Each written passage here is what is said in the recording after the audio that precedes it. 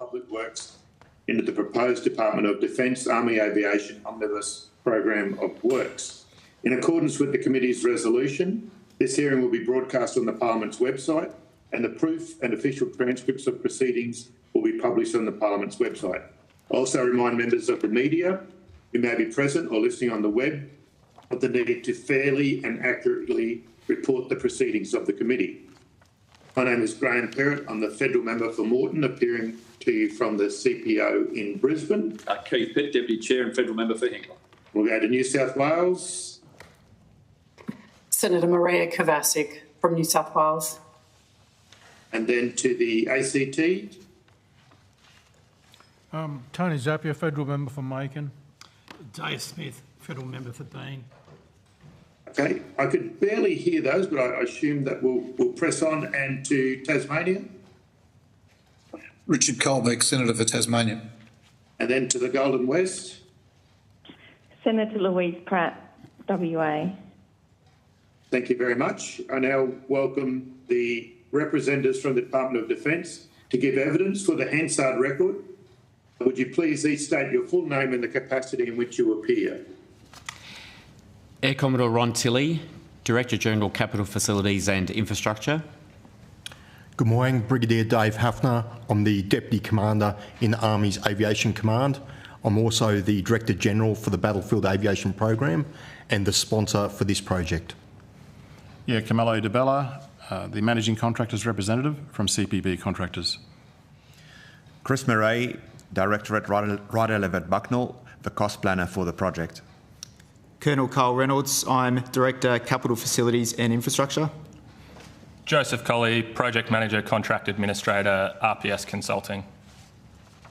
Thank you, Mr. Colley. Although the committee does not require you to give evidence under oath, I should advise you that these hearings are formal proceedings of the Parliament. Consequently, they warrant the same respect as proceedings of the Parliament itself. Giving false or misleading evidence is a serious matter and may be regarded as contempt of Parliament. Air Commodore Tilley, would you care to make some brief introductory remarks before we proceed to questions? Thank you, Chair. This project proposes to deliver facilities and infrastructure at RAF Base Townsville and the Townsville Field Training Area in North Queensland to support the introduction of the new Apache helicopter capability, as well as to provide permanent working accommodation for the 16th Aviation Brigade headquarters and other enabling elements. This will result in a centralised Army aviation capability in Townsville. The proposed works include new facilities to support command and management, training, logistics and maintenance functions, additional car parking, upgraded airfield infrastructure and engineering services infrastructure. The total estimated cost of the project is $518.3 million, which includes $68 million in contingency. The project will encourage local industry participation in accordance with the Commonwealth's procurement requirements and will provide opportunities for small and medium enterprises to deliver work packages. The project will also provide opportunities for upskilling and training to improve individual skills and employability on future projects. There will also be opportunities for Indigenous businesses to be involved in the project in accordance with the government's Indigenous procurement policy. Defence has undertaken extensive community consultation throughout the planning stage of the project. Consultation has included engagement with federal, state and local government representatives, business and environmental groups, local Indigenous groups, the aviation industry and members of the local community. Most recently, Defence convened community information sessions in Townsville on the 20th and 21st of August this year. These sessions provided an opportunity for the local community to engage with the project team, ask questions and raise concerns regarding the project. A summary of these questions and responses is included in the Community Consultation Report, which is publicly available. Subject to parliamentary approval, works are forecast to commence in early 2025 and are expected to be completed by late 2028. Chair, that concludes my opening statement. The defence witnesses are now ready to answer questions.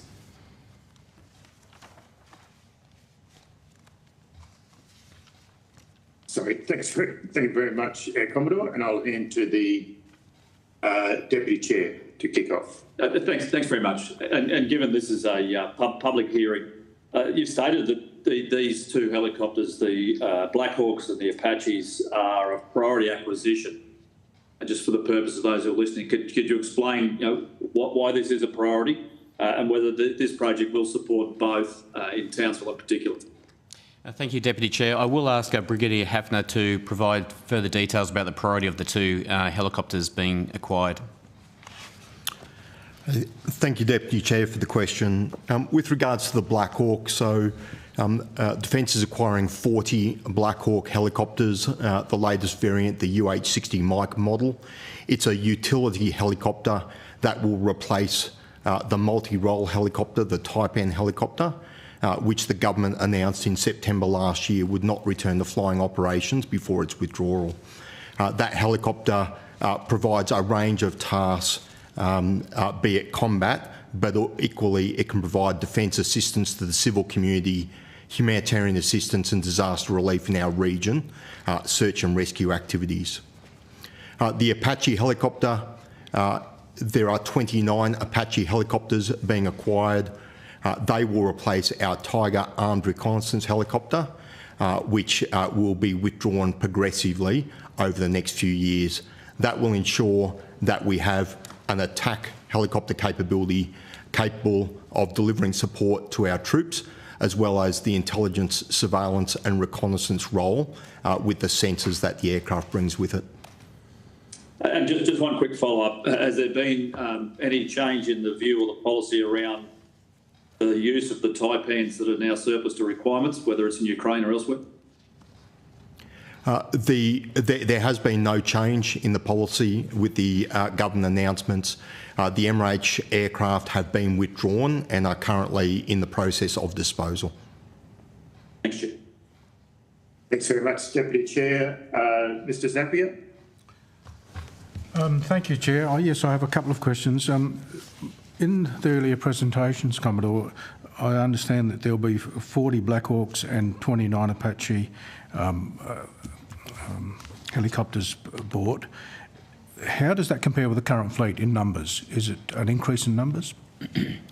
Thank you, Mr Zapier. I will ask Brigadier Hafner to provide details about the numbers and the new helicopters, how they relate to the existing numbers of helicopters. Okay. Mr Zapier, the Chinook fleet, which is in Townsville, was expanded from 10 to 14 aircraft, so all 14 of those Chinook aircraft exist in Townsville. The multi-role helicopter fleet, the Type N, Defence had 47 of those aircraft. Really, that included 40 in the operational fleet for Army, 6 in the operational fleet for Navy, and then 1 additional, which was a training aid aircraft. So for the UH-60 Mike Black Hawk that will replace the Type N, that really represents a 1-for-1 for Army. In terms of the Apache, so the 29 Apaches will replace 22 ARH Tiger aircraft, and that's based on what we have learned and the data that we've received from the United States as to how many aircraft we require to deliver the operational effect that we seek. Okay, thanks for that. In your presentation to the committee, option 3 refers to achieving workforce efficiencies and functional requirements identified by Army Aviation. Option 3 was not the preferred option. Can I get an explanation of what workforce efficiencies is referring to? Yeah, Mr Zapier, so option 3, really instead of doing some of the refurbishment and reuse of existing facilities, it would be demolish and reconstruction. You know, naturally, if you can construct a brand new facility, then you can optimise it for what you seek in terms of how the workforce functions within that facility. But as was reflected, option 2 through the refurbishment gives us the minimum viable capability within what is affordable for this project. Thank you. And my last question is this. I understand that the operational costs, once everything is in place, rise from roughly $3 million per year to about $8 million per year, which is a substantial increase. What do you put that down to? And would any of those costs have been reduced had we gone with option 3? Thank you, Mr. Zappia. I'll start by answering that question, keeping in mind that we're still in the public hearing. But yes, you're correct that the existing cost per annum is around about, for the operating maintenance cost, is around about $3 million per annum. That will be rising to approximately $12 million per annum. Okay. But I will ask the project manager, Mr. Colley, to provide some further information regarding why there is a significant annual increase to the costs. Thanks. Thank you, Mr. Zappia. So the two primary drivers behind this increase are the additional workforce in location, which has caused a requirement for 2 new additional working accommodation facilities, the combined headquarters and the operational support squadron. So that is a large contributor to that increase in operating cost. The other is the upgrades to the power requirements within the hangars, which also sees a increase in operating and maintenance costs through the life of the facilities. A total cost of ownership assessment was done to determine what would be the greatest value for money outcome for the Commonwealth. Okay. Thank you, Chair. Thank you, Mr. Zappia. Senator Kovacic. Thank you. My question relates to the reference to a centre of excellence in your submission. Could you give me an indication around, what you hope that will bring, what the proposed outcomes of that are, and how that actually supports the facility and obviously the workforce at the facility? Some detail around that would be useful. Thank you, Senator. I will once again ask Brigadier Hafner to provide further details regarding the Centre of Excellence that's being proposed to be established under this project. Yeah, Sandra, the Centre of Excellence allows us to consolidate elements of our operational and our training into the one location. So at the moment, our Tiger armed reconnaissance helicopter capability, the operational unit is in Darwin, yet the training is in Oakey in southeast Queensland. By putting all the Apaches operational and training into the one node, it obviously delivers efficiencies in the management of the aircraft fleet, but it also, for the be it the maintenance workforce, the air crew, it allows that correlation between those experienced instructors and those within the operational unit all being together every day, which aids in their professional development. That's exactly the model that we have in Townsville right now for our Chinook helicopter fleet, where we have the training and the operational unit all consolidated in that one location to deliver on that Centre of Excellence.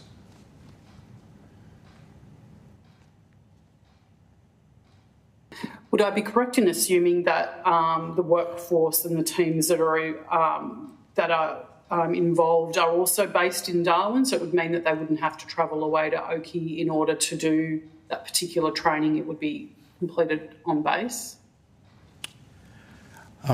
So at the moment, Sandra, the aircrew, when they qualify on the aircraft, they initially go to Oakey. Once they become qualified, then they get posted to the operational unit in Darwin. But through their career, as a pilot develops and they may become one of the senior pilots and an instructor, then they may get posted back to Oakey, and so there's this continuous movement. One of the elements that we're seeking through the Centre of Excellence is providing stability and longevity to our workforce and their families, so they can post to the one location. They could move between different roles and between different platforms, but stay stable in that one location. Okay, so having this sort of consolidated into Darwin would actually be better from that perspective, in your view?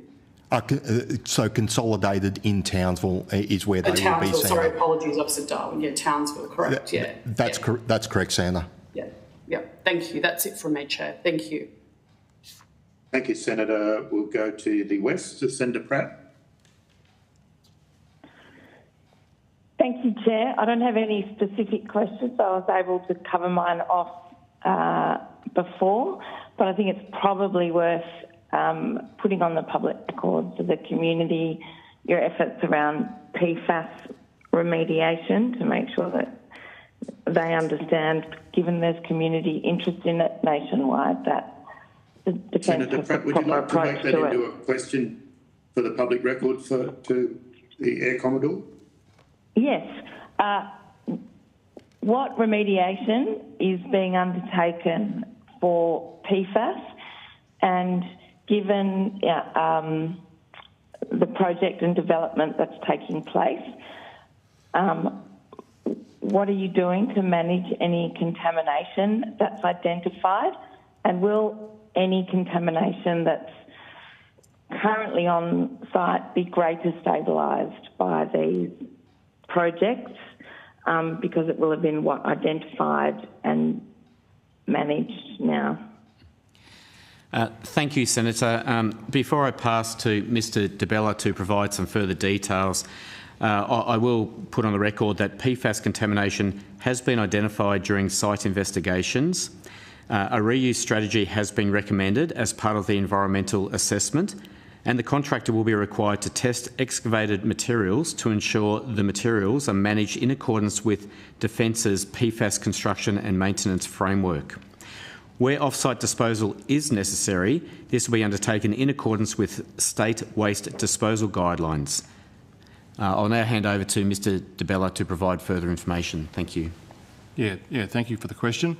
So yeah, the project team to date have completed investigations of the site where the works is being proposed to be placed, and the contaminants found to date were found to be below the allowable threshold for commercial industrial land use criteria. That material is going to then be beneficially reused. Any soil that we disturb during the construction will be reused within the aviation precinct, which is acceptable to do. The design and construction techniques that we adopt will minimise the level of soil disturbance that is required. However, any excavated soil material that is retained, as Air Commodore said, in accordance with the Defence framework, will be beneficially reused. And we will continually monitor during construction to ensure the disturbed areas are appropriately managed. Any material that if we did come across any material that was above the threshold, it would be taken to disposed at the appropriate regulated waste, which is located within 20 kilometres of the RAF base, once we obtain the relevant permits and requirements. But however, our design, if we were to find any of that, we would look at whether or not we could modify the design to avoid disturbing that area. The other thing that we need to look at in watching closely is that any water that is exposed to the soil disturbance will be appropriately treated and tested to reduce the PFAS contamination to below the land acceptable threshold for land use criteria before it's discharged. And yeah, that was all. Thank you. Can I ask, is the PFAS documented where you would expect it to be, and how far, based on the historical use of the site? And I'm presuming that, I guess I'm interested to make sure you've got a good overview of where it is, irrespective of whether it's disturbed or not, and noting, of course, that it shouldn't be disturbed ideally, or that if it's above a certain threshold, then it would be removed. The testing completed by the design team to date, which is further to previous testing that's been undertaken at the RAF base, has established through a risk assessment the level that is currently below the threshold. So there is a high level of confidence for areas where we do need to provide new infrastructure. The testing has provided results that confirm that it's within that threshold. So yes, we have completed substantial testing. Well, I guess if it's all below threshold, I guess I'm kind of wondering where the original contamination came from and where that's localised to on the site, given that it's an airfield, etc. Senator Pratt, when we did the inspection, if I could intervene, they did show us some of the sites in terms of where the firefighting had been done historically, and the idea of reusing it on the site for those of the committee members. That's great. Thank you, Chair. I appreciate that that addition. I just note I'm on a Senate PFAS inquiry, and Defence will give me evidence there. So it's just good to be able to cross over your level of knowledge, and I thank Defence and you, Chair, and the committee for that. Thank you, Senator Pratt. We move to Senator Colbeck. Thanks, Chair. Just in the context of the costings, what are the life cycle costings that have been incorporated into the project aligned to, and are they aligned to the life cycle of platform?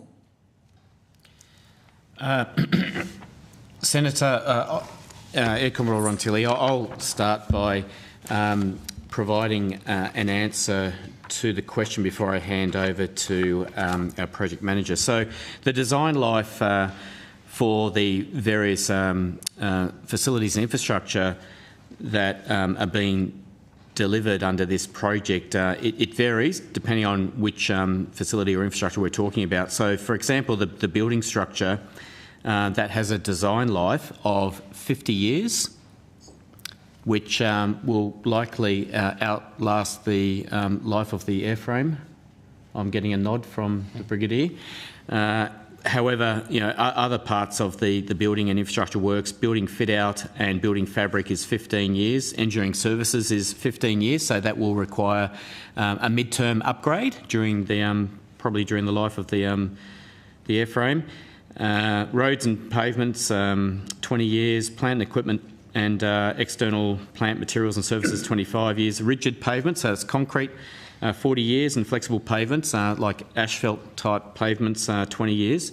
However, what we are building, even though it might outlast the life of the Apache helicopter, the next airframe to take over from the Apache, you should be able to adaptively reuse the facilities and infrastructure that we are delivering as part of this project. Okay. So in the context of the site and its constraints at Townsville, how does that deal with potential capacity for future growth? Yes, thank you, Senator. It is a very, very constrained site there at RAF Base Townsville, where the Army Aviation Precinct is. So it's future growth. That there's no current plans that I'm aware for any future growth of the aviation fleet at the Army Aviation Precinct at this stage, but I will hand over to Brigadier Hafner, who may have further information on that matter. Sandra, just in terms of the aircraft, and it links to your previous question as well. We expect the Apache aircraft will continue to operate in Townsville until the late 40s, early 50s. The facilities that are there right now, particularly the aircraft hangarage, was constructed for our previous variant of the Black Hawks. We've seen it adapted for use with the Taipan multi-role helicopter, and now we will readapt it again for the Apache. So again, we've tried to look at these facilities very much through a lens of it being able to service multiple aircraft over the course of time.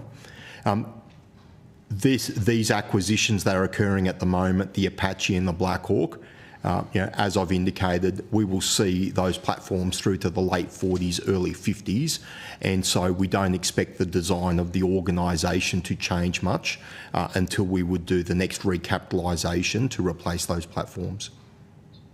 Okay. So in the context of the actual project itself, and you've built in some contingencies which you've mentioned, how do those contingencies fit into local market conditions in terms of their adequacy?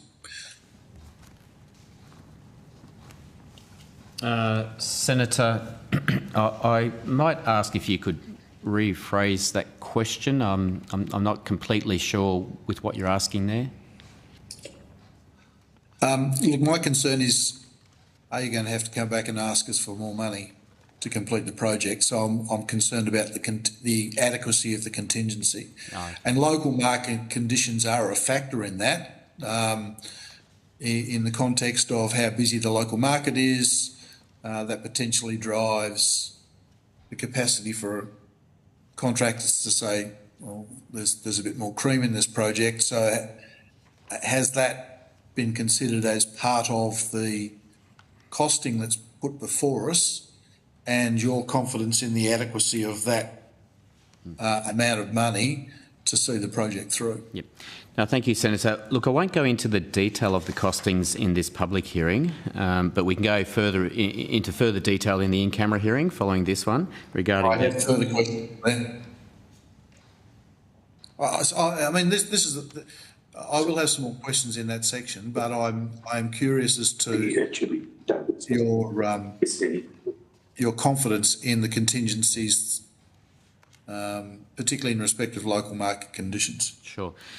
Senator, we will not be going back to the committee or to government to seek additional costing for delivering this project. We're very confident with the cost estimate and the approved budget for this project that it is sufficient to deliver the facilities infrastructure required to meet this capability.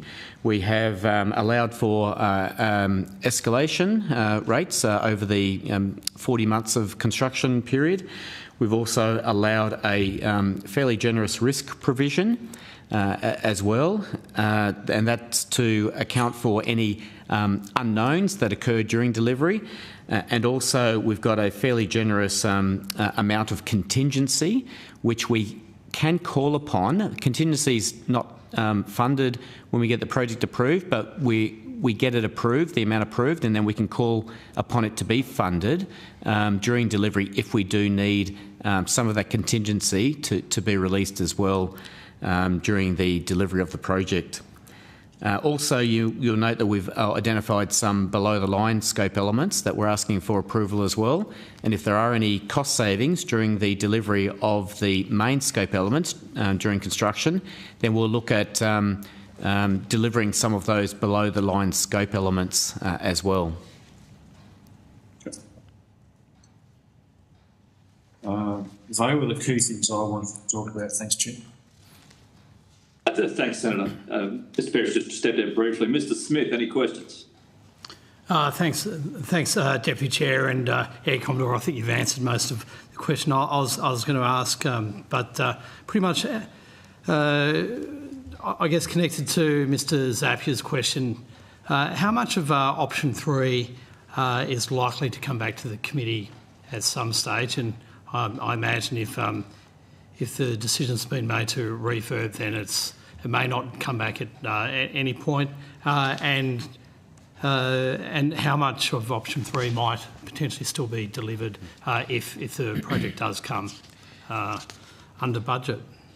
Okay, thank you, Mr. Smith. We certainly won't be going to look at the full option 3 to deliver, but we will be looking at the below-the-line scope elements to deliver those as well, above and beyond what's currently affordable within option 2, within the approved project budget. So, for example, the one item that's below the line, instead of refurbishing a building, building 280, we'll be demolishing that building and constructing a new facility instead. We're asking for approval if there are cost savings without any additional funding to be approved, but to deliver that scope element. There's another landing lane at the Townsville Field training area that if there were sufficient cost savings, enough cost savings, we'd look at delivering that additional landing lane as well in the Townsville Field training area. And there's a couple of others that we've put in the statement of evidence that are below the line at the moment, i.e. unaffordable. If they do become affordable through good prices we get during delivery, then we'll certainly look at which items we can afford and deliver them as well, without asking government for any increase in the approved project budget. Thanks, Air Commodore. Thanks, Chair. Thank you, Mr. Smith. I was wondering what lessons have been learned from other similar facility projects which support helicopters, and how have such lessons affected the design of this project?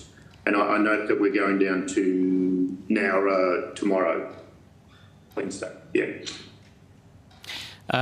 Yes, thank you, Chair, for that question. And certainly every project that we deliver, we capture lessons and we learn from those lessons as best we can. So there was a recent project completed at RAF Base Townsville for the additional Chinook helicopters.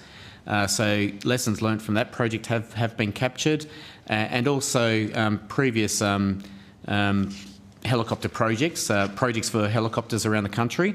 I will ask whether, I'm just looking whether any of my team would provide further information regarding the lessons learned. But yes, as you mentioned, on Wednesday we'll be presenting to you on another project at HMAS Albatross for additional helicopters that are going to be located at HMAS Albatross. And again, those facilities, we've based those facilities infrastructure on the existing facilities that were delivered not too long ago at HMAS Albatross. So we're always doing lessons captured, not just lessons captured to learn.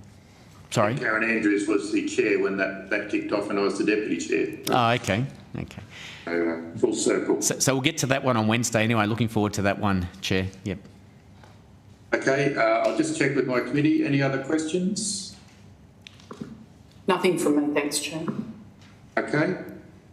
Thank you for your attendance here today. You'll be sent a copy of the transcript to make any corrections to the transcription, and I declare this public hearing closed.